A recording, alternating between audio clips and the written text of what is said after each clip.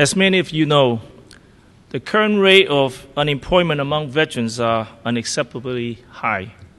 According to the latest information from the Bureau of Labor Statistics, veterans of the post-9/11 era are experiencing an overall unemployment rate of 9.1%.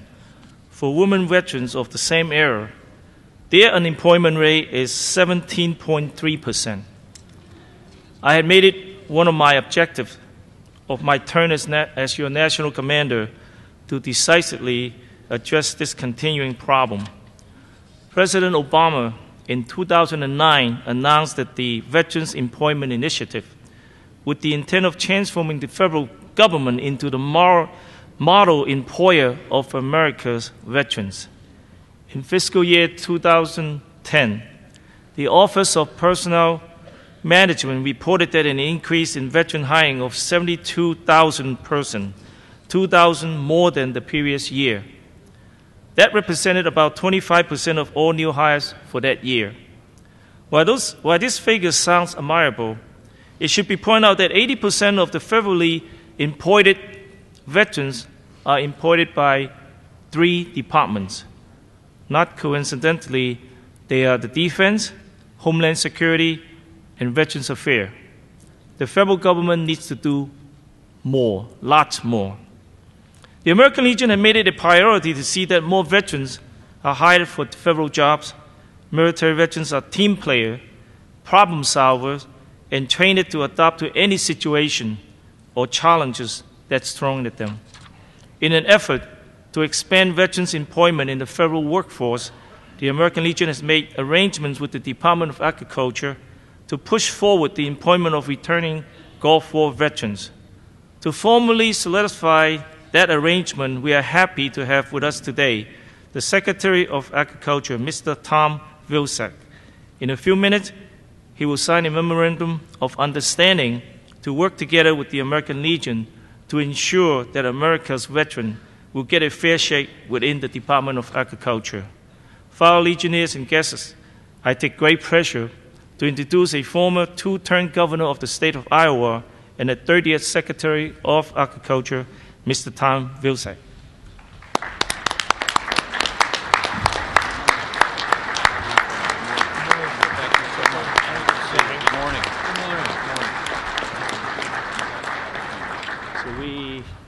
You want to sign it first? Well, if I can. Sure. All right. Thank you. Mr. Chairman, thank you very much. I want to, first of all, acknowledge the commander's service and all of the service men and women who are here today, but make a particular note of those who served in Vietnam. It's been my practice when I speak to groups, I ask whether or not there have been folks who served in Vietnam and ask them to sort of either raise their hand or stand up. And so I'm going to do that today. How many of the folks in the audience today served during the Vietnam War? Let's stand. Stand up.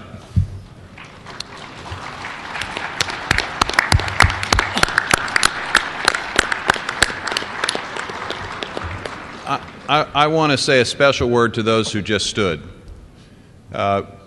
I think our country recognizes the extraordinary sacrifice that men and women are making today and have for the last decade following 9/11 in Iraq and Afghanistan.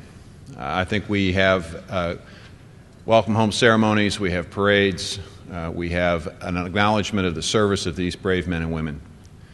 But our country didn't do such a good job of thanking these Vietnam vets. And so I want to take this opportunity, because I have it, to express a special appreciation and thank you to Vietnam veterans. It's late, but thank you for your service. Now, you all may wonder why the Secretary of Agriculture is speaking to the American Legion today. You may think I got the wrong hotel and the wrong meeting. But I'm here today in part because, as I tell every audience I speak to, when they ask the question, what is it that rural America does for the rest of America, there is an acknowledgement and understanding that we provide the food and the feed and the fuel and the fiber for America. But what is little known is that the rural parts of this country represent only 16% of America's population, but nearly 40% of the military. A disproportionate number. A disproportionate number of folks come and serve our country and do it admirably from these small towns and these farms and ranches.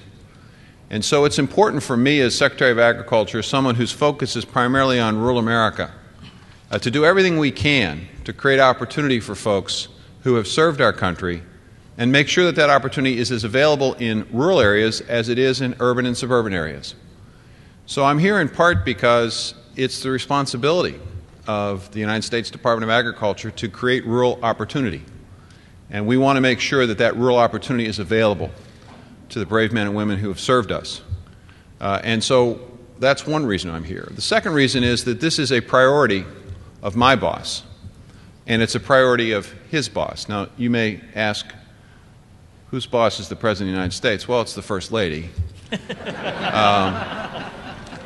I was at the White House yesterday, and the First Lady and Dr. Biden, who have joined forces to focus on military families, we're speaking to the nation's governors and asking the nation's governors to get engaged and involved in helping not just the military folks coming back with employment, but also making sure that they understand that spouses have a difficult time as they move from base to base, from state to state, especially if they're professionals, if they're licensed, if they're nurses, or if they're accountants, or if they're lawyers or teachers.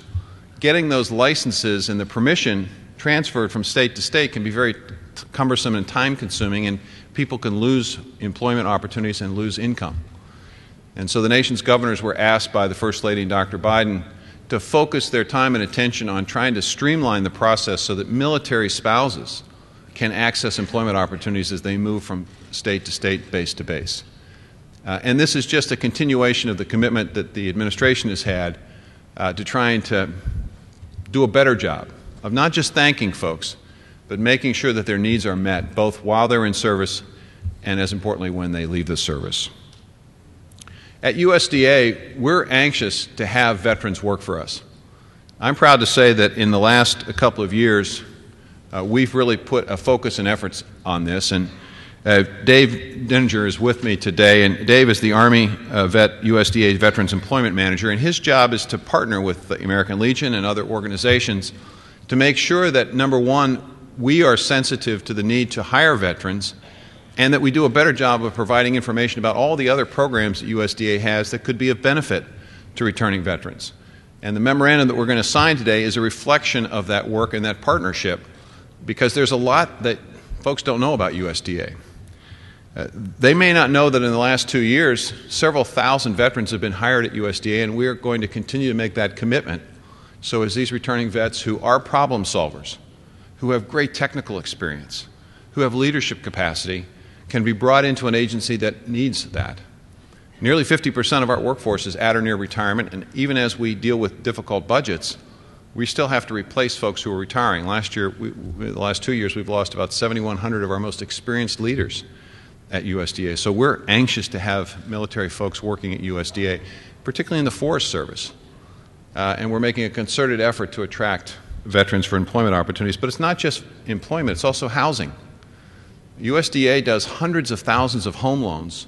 Over the last several years, we've done 450,000 home loans. Some of these home loans don't even require a down payment if folks are willing to live and work and raise their families in small communities. So we have housing opportunities. We have business opportunities. Some folks may come back and want to start a farm, or they may want to start a business. We have credit at USDA that can be made available to veterans. So there's a whole series of responsibilities and opportunities that we have that we want to be able to provide and to ensure that the American Legion works with us in the 5,300 locations that you have in counties with less than 40,000 people. I know you got about 14,000 posts, but you got 5,300 of them in a lot of these rural communities. And that's a great opportunity for getting information out about our programs. Now, I'm just going to conclude before I sign the memorandum, because I know your time is precious and you got a lot on your agenda today. But I think it's really important for folks to understand why this is important, apart from the obvious reason. we have a debt and a responsibility, no question about that, to folks who serve us in the military. I was fortunate enough to have been governor. Commander, I appreciate you acknowledging the fact that I was governor, and for 8 years I was the commander-in-chief of the National Guard in Iowa. And it was an extraordinary experience for me, particularly during time of war, because I had to watch these men and women leave their families, go off to fairly dangerous places, and then to see the joy and the glee when they came home and were reunited. Unfortunately, on 41 occasions, I had to deal with families who had lost loved ones who did not come home. I share just very briefly a story with you because I think it's important to point out why this is important to all of us. Bruce Smith was a sergeant in the National Guard. He was a helicopter pilot, and he had been in the Guard for 20 years. He was married, had 2 wonderful children, a beautiful wife. He lived in a small town in Iowa called West Liberty, about 3,000 folks. He was called by his country to go to Iraq. He responded, as he had on several other occasions, and he went without any reservation. He left his wife and 2 children and his home, his comfort, his job. He went over to Iraq, and his job was to ferry troops from one part of Baghdad to another, because at that time you couldn't even drive the streets of Baghdad for fear that you'd be blown up. One day Bruce was ferrying his troops from one location to another, and a handheld missile was fired and it hit his helicopter. As it was told to me by the Adjutant General, Bruce had a split-second decision to make in operating what was left of that chopper. Would he operate it in such a way that he would perhaps put himself and his co-pilot at greater risk, but maybe save folks in the back of the chopper? Or would he perhaps put those folks in the back at risk and he and his co-pilot might survive? He did what he was trained to do. He did what he was taught to do. He put himself and his co-pilot at greater risk in the hopes of saving more men and women. He died that day, and so did his co-pilot, but 17 people walked away from that crash. I had to talk to his wife. Wonderful woman. I can tell you that I give a lot of speeches, talk to a lot of people, but the most difficult time is when you're dealing with someone who's lost a loved one in the service of the country, because there simply are not words. No matter what you say. You can talk about prayers, you can talk about thoughts, you can talk about the noble nature of the service. It just doesn't seem to ring true, the depth of despair and distress that people have when they lose a loved one. This wonderful woman, as I was trying to explain myself and fumbling around to try to find the right words, she interrupted me and she said, "You know, Governor, I have this figured out," which I thought was amazing because she had just learned within the last 24 to 48 hours that she had lost her husband. She had a high school diploma. She now had to raise these 2 children by herself. She said, "I have it figured out." She said, "The way I have it figured out, those 17 people who lived that day needed Bruce more in that split second than I will need him the rest of my life." I realized at that point in time that I was in the presence of greatness.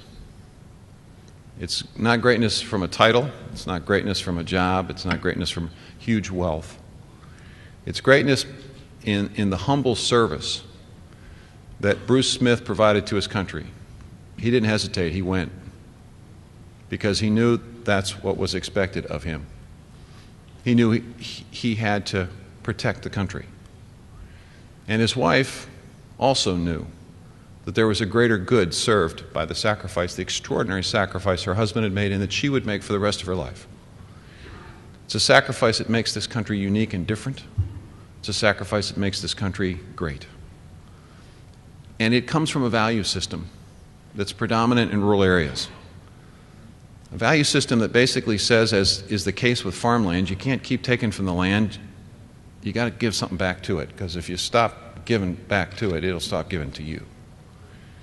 And that's essentially what the American Legion reminds us all, that we have to keep giving back. We have to keep giving back to people who serve, so that future generations will understand that it's their responsibility, their duty, their honor to serve. So it's very appropriate for me to be here today to say thank you and to promise and pledge to you that we'll do everything we can at USDA to make sure that these returning vets, including my nephew who's over in Afghanistan with the Marine Corps right now as an explosive expert, that they come home. They're going to come home to a country that understands and appreciates their service, that thanks them for their service, that finds an opportunity for them, that gives them a decent place to live, provides health care, that meets their needs, and that their families will understand that their country appreciates and honors them. Thank you very much. Thank you. Thank you.